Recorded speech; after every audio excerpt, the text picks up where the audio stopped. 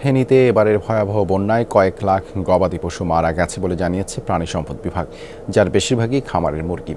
যেসব গবাদি পশু বেঁচে আছে সেগুলো চরম খাবার সংকটে ভুগছে। এতে বিপাকে খামারিরা। তাদের পাশে দাঁড়িয়েছে বিভিন্ন সংগঠন। স্যান্ডেলিনা সো, রূপচর্চায় আভিজাত্য।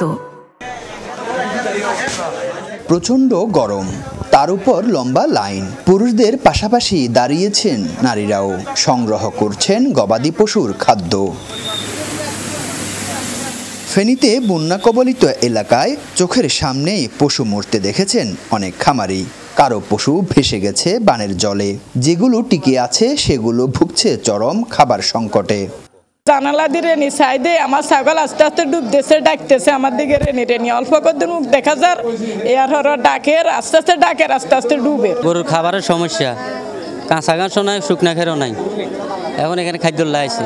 আমাদের গরুর খড় সবকিছু বন্যায় চলে গেছে, কোনো কিছুই নাই, কাঁচা ঘাস পর্যন্ত নাই, কিছু নাই, সব বীজে নষ্ট হয়ে গেছে, পানি গরু ঘর ভাঙা গেছে, বন্যায় সব নিয়ে গেছে। দেশের বিভিন্ন স্থানের ত্রাণ বিতরণ হয়েছে, তবে তা চাহিদার তুলনায় অপ্রতুল। সেখানে পশুখাদ্য মিলেছে আরও কম। খামারিদের পাশে দাঁড়িয়েছে Bangladesh dairy and beef farmers association সহ বিভিন্ন সংগঠন। ঘাসের জমি নষ্ট হয়ে গেছে, লোকজনের যে জমানো খাদ্যগুলো ছিল ঘরে ওগুলোও নষ্ট হয়ে গেছে।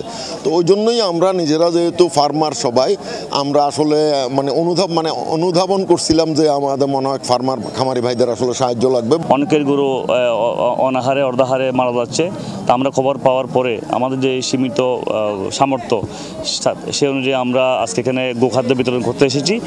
প্রাণী সম্পদ কর্মকর্তারা বলছেন, ফেনীতে এখন জরুরি ভিত্তিতে গোখাদ্য ও খামারিদের পুনর্বাসন দরকার। সরকারের সহযোগিতা কামনা করেছেন তিনি।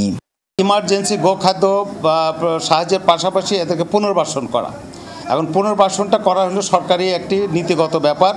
আশা করি সরকার সেই আপনার প্রসেসের মধ্যে আছে। প্রাণী সম্পদ বিভাগের তথ্য মতে বন্যায় বেশি মারা গেছে খামারের মুরগি, গরু, ছাগল ও ভেড়া রয়েছে অন্তত 15,000। এতে এই খাতে ক্ষতি দাঁড়িয়েছে 300 কোটির বেশি। আরিফুর রহমান, যমুনা নিউজ, ফেনী।